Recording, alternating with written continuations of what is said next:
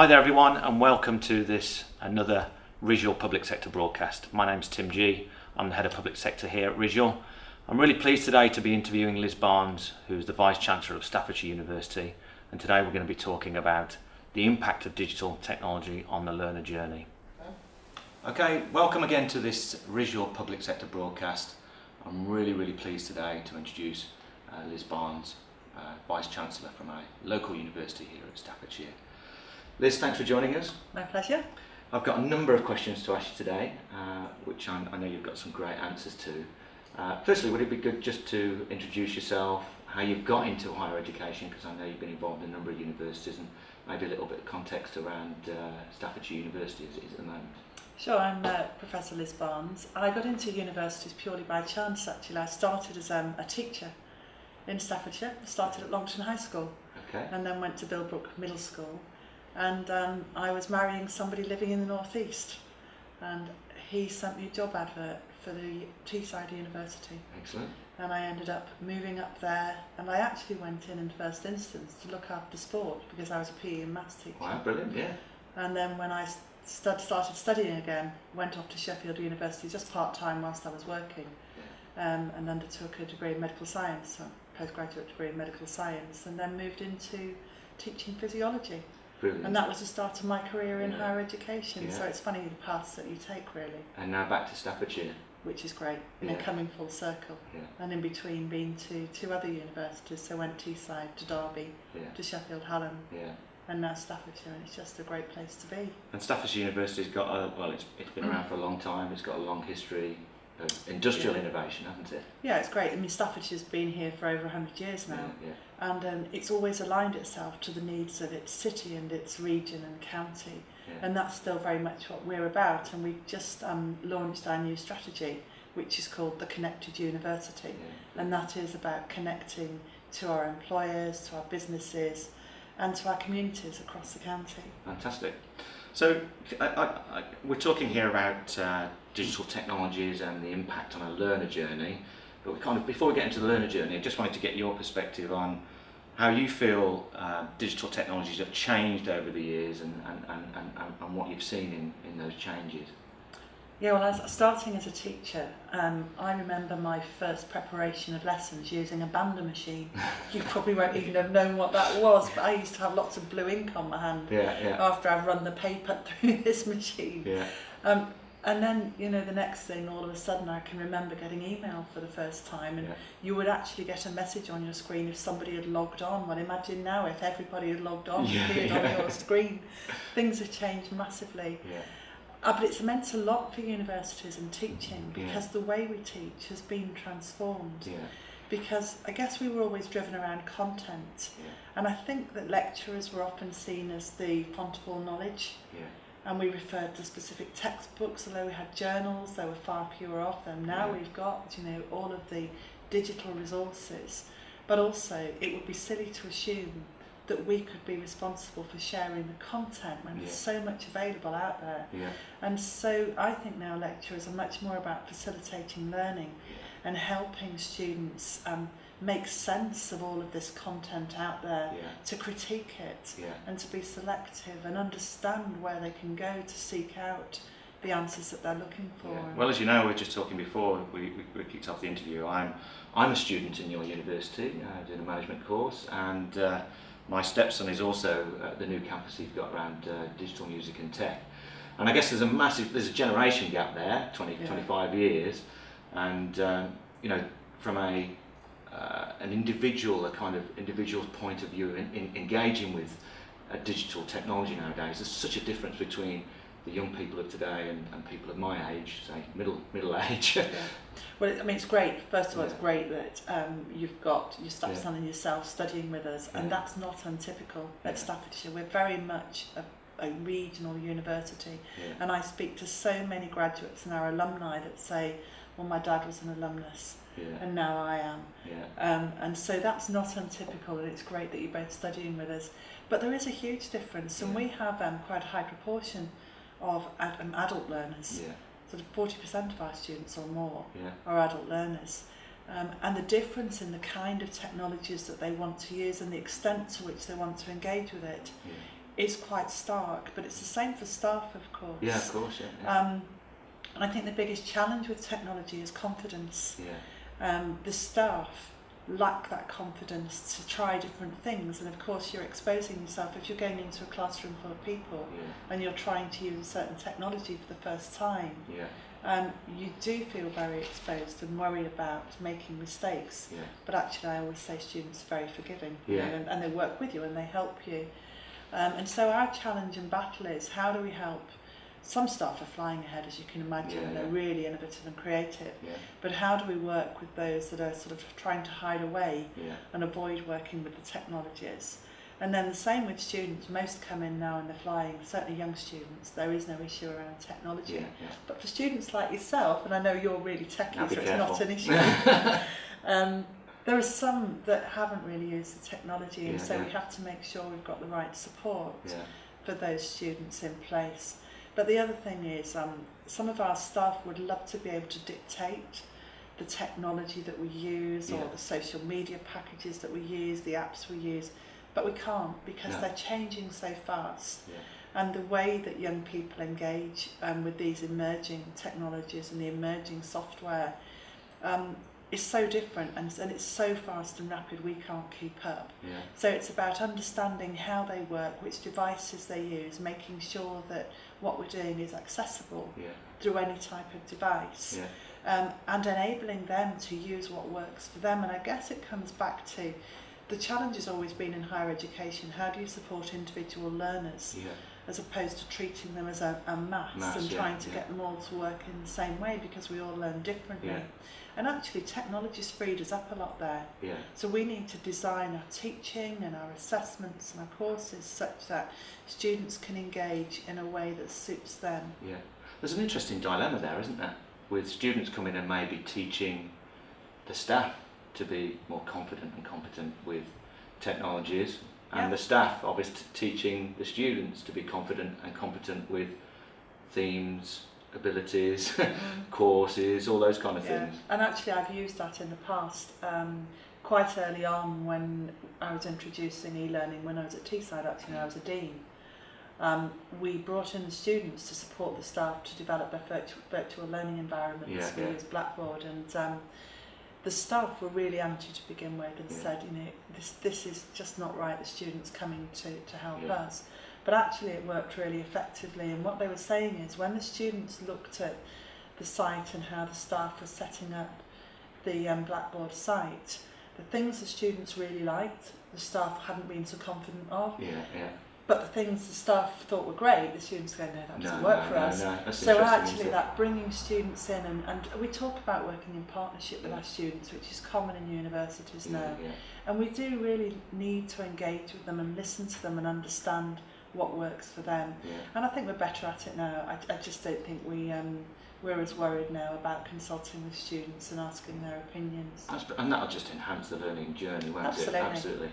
So you've given a little bit of detail on there on what the university is doing to counter this digital change.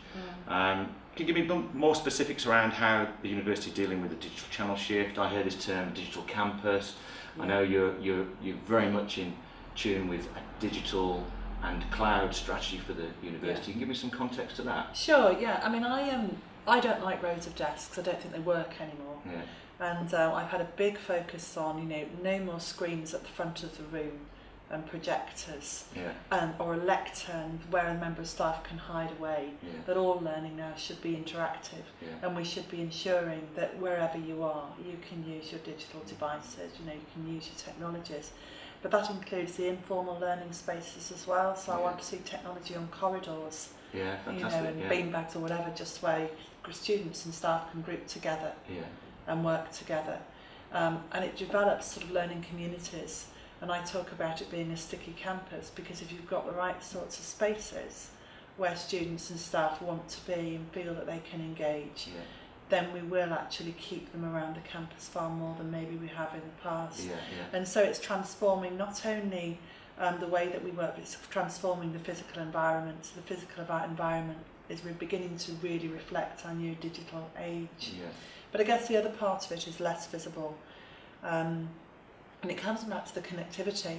much of our connectivity with students and with staff, with our communities, and we've got 19,000 students with partners overseas. Wow. So the connectivity there has to be virtual. Yeah. And so it's about thinking about how we manage the whole of the student journey and the student experience, Yeah. supporting it through digital technologies. Yeah. And we're going to be the first university to put all of our data in the cloud. Fantastic. And so we've been working with Microsoft on this, and we want to be at the cutting edge and leading in digital innovation in universities. And our director of IT at the moment has been working with students, talking to them about what does a digital university mean to you. Yeah. The plan they've come up with is far better than any member of staff could have come up with. That's it then. Because they've thought of every part of their lives in university and what it means to them, and how they want digital to transform how they live and they work in the university. And that's really that's fantastic, isn't it, to hear, you know, this individual learner journey, which can only really be empowered by digital engagement and choices of their own digital engagement and choices. That's fantastic to hear, isn't it? Yeah. So I guess, was there any more on that you wanted to highlight? I guess it might be nice to say something about sort of the really innovative spaces we've just developed and launched actually. As we've moved students from our campus in Stafford up to Stoke, it's given us an opportunity to develop the campus further, and we've just put in the most tremendous digital spaces now. You know, last night I was up in spaces where we're capturing motion and doing motion analysis and talking to the technicians and looking at what we've got.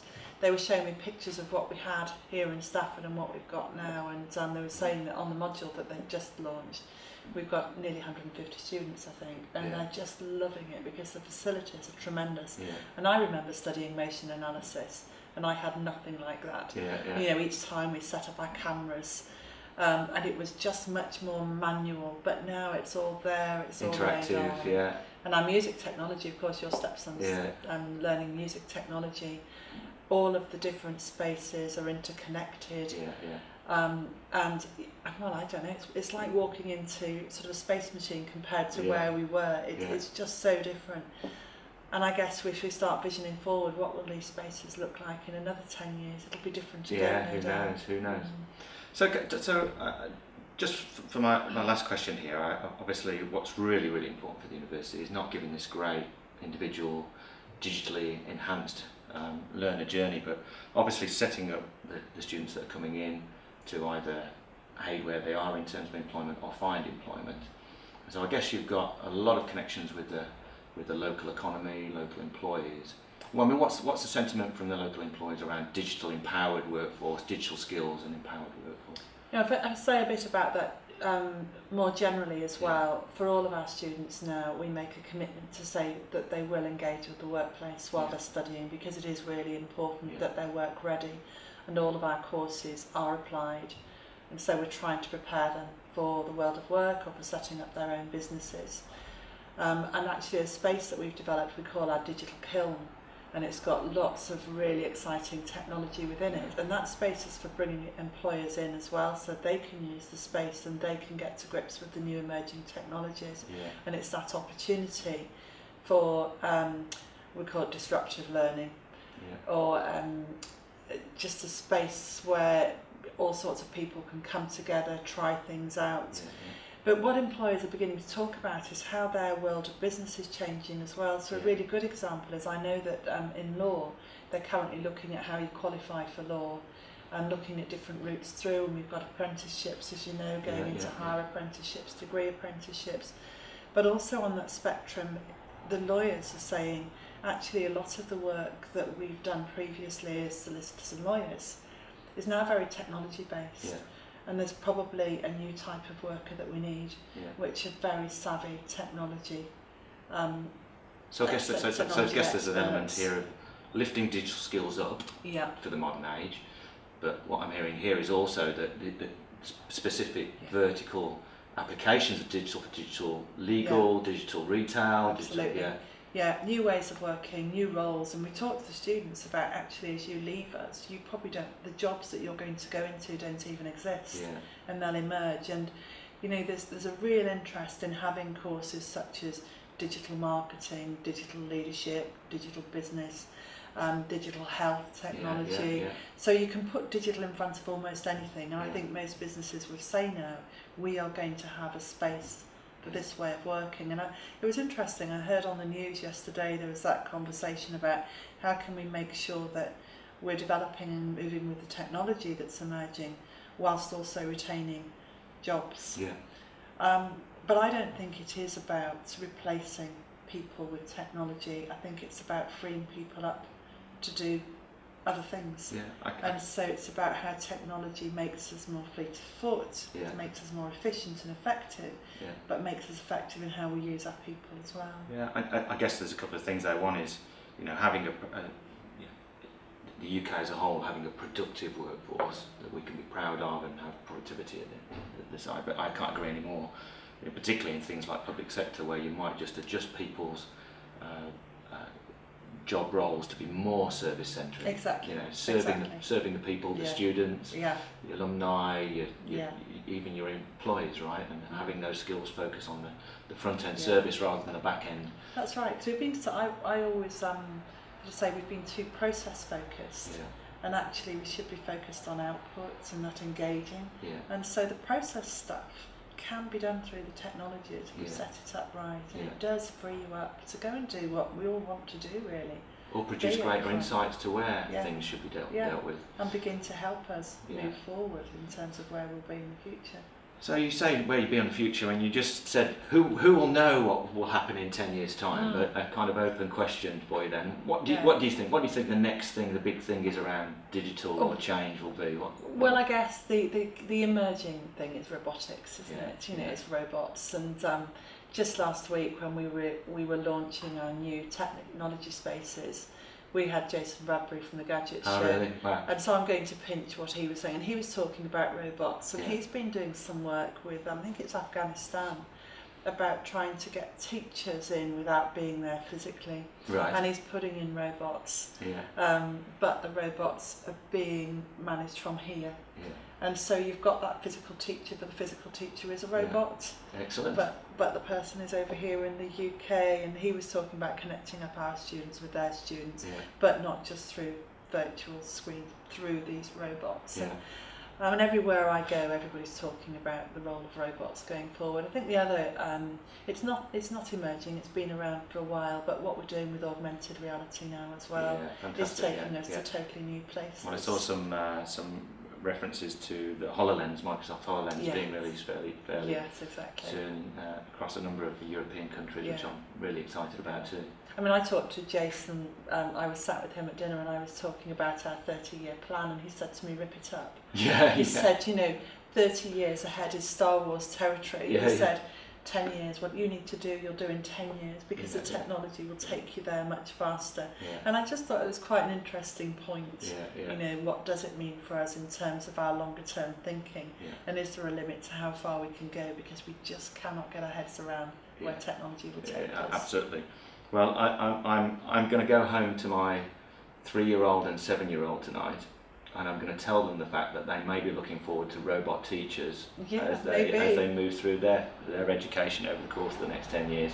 Liz, that was really, really good. I really appreciate you coming in to speak to us. Really appreciate your comments, and thank you very much. My pleasure. Thank you. So thanks for joining us today for this public sector broadcast. I hope you found the discussion informative. As you know, this is part of a series, so please do like, share and comment. Thank you.